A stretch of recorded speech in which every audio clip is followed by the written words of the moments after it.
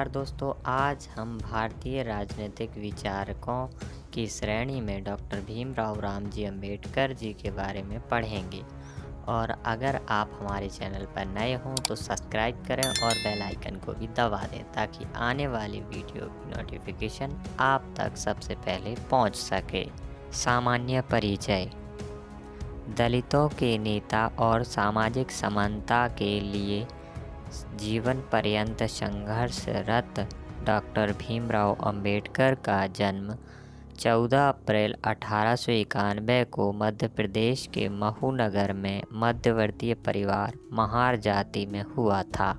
बड़ौदा के महाराज ने उन्हें छात्रवृत्ति देकर उच्च शिक्षा के लिए अमेरिका भेजा था। वर्ष 1926 में अंबेडकर मुंबई विधानसभा परिषद के सदस्य मनोनीत किए गए। अंबेडकर ने अंग्रेजों द्वारा आयोजित तीनों गोलमेज सम्मेलन में अनुसूचित जाति के प्रतिनिधि के रूप में भाग लिया। स्वतंत्र भारत के केंद्रीय मंत्रिमंडल में अंबेडकर प्रथम विधि मंत्री नियुक्त किए गए। विधि मंत्री के रूप में अंबेडकर संविधान निर्माण के प्रारूप समिति के अध्यक्ष बन गए।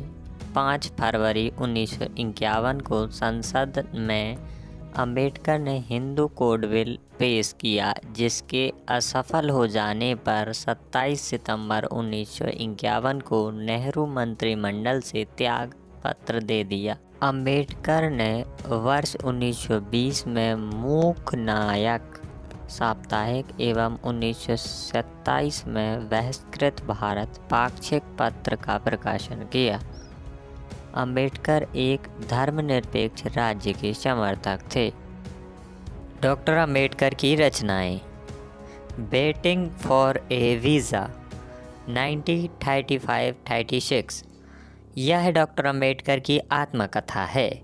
Castes in India 1970 how were the Shudras 1946 origin of untouchable 1948 riddles in Hinduism 1997 the annihilation of caste 1936 सामाजिक विचार। डॉक्टर अंबेडकर ने वर्ण व्यवस्था का विरोध किया है तथा डॉक्टर अंबेडकर ने ब्राह्मणवादी व्यवस्था पर आक्रमण किया है।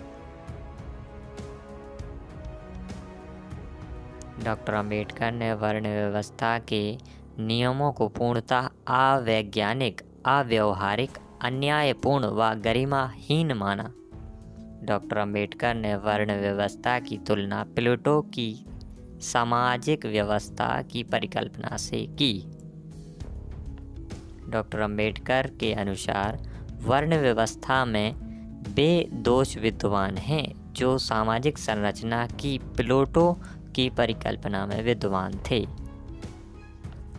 डॉक्टर अंबेडकर ने जाति व्यवस्था का घोर विरोध करते हुए कहा कि हिंदू समाज की अनेक विकृतियों और अन्यायों के लिए जाति व्यवस्था उत्तरदायी है। डॉक्टर अंबेडकर के अनुसार जाति व्यवस्था में सामाजिक और आर्थिक विकास के लिए कोई स्थान नहीं है। डॉक्टर अंबेडकर ने छुआछूत अस्पृश्यता का विरोध किया। डॉक्टर अंबेडकर के अनुसार अस्पृश्यता की जड़ें वर्ण व्यवस्था में हैं। अंबेडकर ने समाज के उत्थान के लिए अस्पृश्यता का निवारण अति आवश्यक माना। डॉक्टर अंबेडकर ने 4 वर्णीय व्यवस्था में शूद्रों को निम्न स्थान दिए जाने के आधार पर भी विरोध किया। शूद्रों की उत्पत्ति। डॉक्टर अंबेडकर ने अपनी पुस्तक शूद्र कौन थे, हाउ वीयर द शूद्रस 1949 में शूद्रों की उत्पत्ति के बारे में अपने विचार दिए हैं।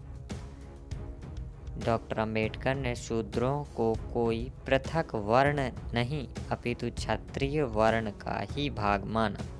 डॉक्टर अंबेडकर के अनुसार शूद्र वह क्षत्रिय थे जिनका ब्राह्मणों ने उपनयन संस्कार बंद कर दिया था।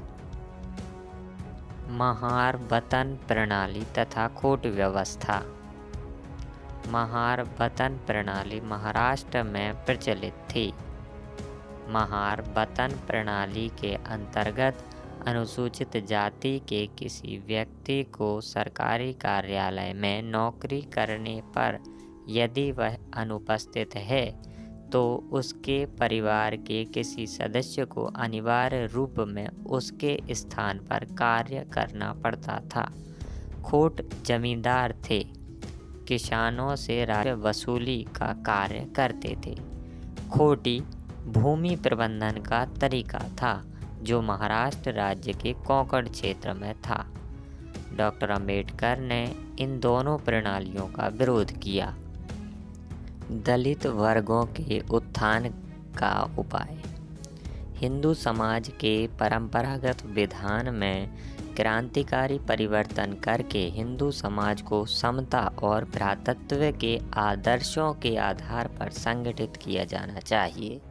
दलित वर्ग के उत्थान के उपाय के रूप में अंबेडकर ने जाति प्रथा के स्वरूप में परिवर्तन का सुझाव दिया। दलित वर्ग के उत्थान के लिए डॉक्टर अंबेडकर ने दलित वर्ग को संगठित, जागरूक एवं शिक्षित करने की आवश्यकता पर बल दिया। दलित वर्गों की दिशा में सुधार के लिए अंबेडकर ने उनकी शिक्षा पर महत्वपूर्ण रूप में बल प्रदान किया। डॉक्टर अंबेडकर ने दलितों के शोषण को रोकने के लिए उन्हें संगठित होने का आह्वान किया। डॉक्टर अंबेडकर ने गांवों को उदासीनता का अड्डा कहा तथा दलित वर्ग के सदस्यों को गांव छोड़ने का सुझाव दिया और भावी भारत में शहरों को अत्यधिक महत्व दिया। दलित वर्ग की दिशा में सुधार के लिए डॉक्टर अंबेडकर ने दलित विद्यार्थियों को शिक्षा और सेवा में आरक्षण प्रदान करने का समर्थन किया।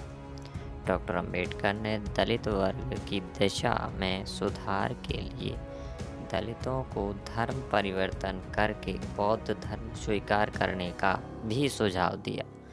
वर्ष 1956 में डॉक्टर अंबेडकर ने स्वयं बौद्ध धर्म अपनाया। डॉक्टर अंबेडकर ने भारत के औद्योगिकरण को दलितों के उद्धार के लिए एक प्रभावशाली उपाय माना।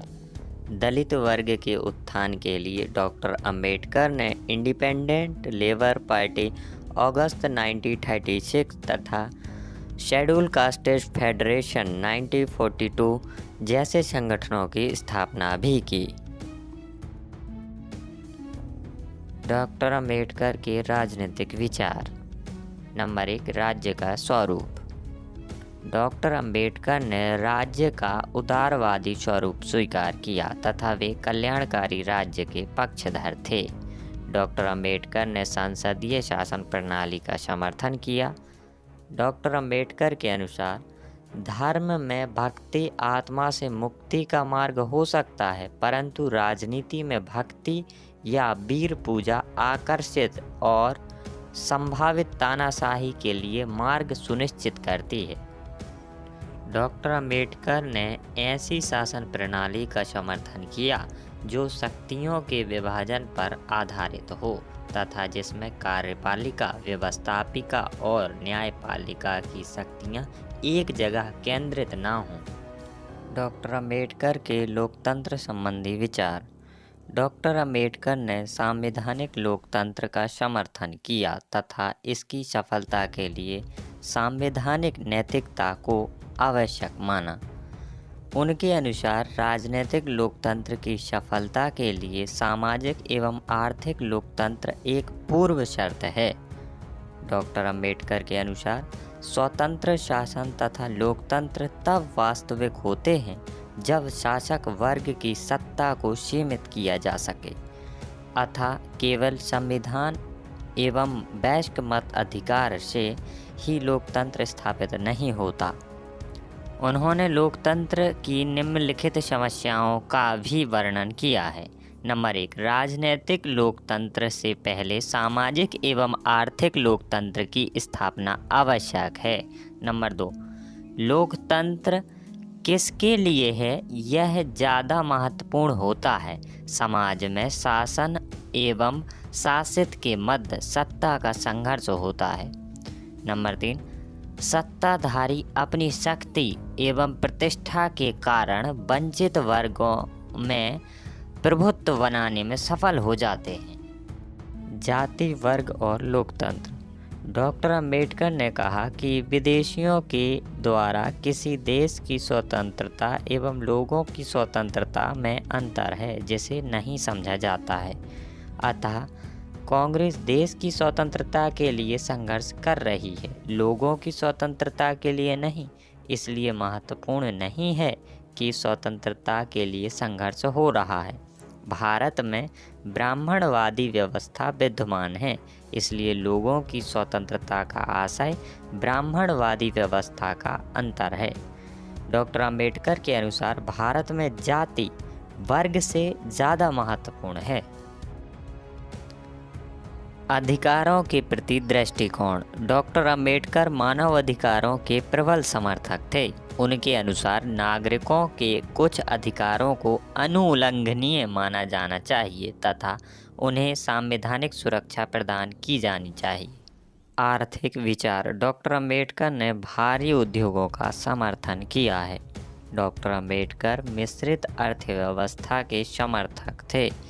कृषि क्षेत्र में उन्होंने सहकारी कृषि का समर्थन किया है।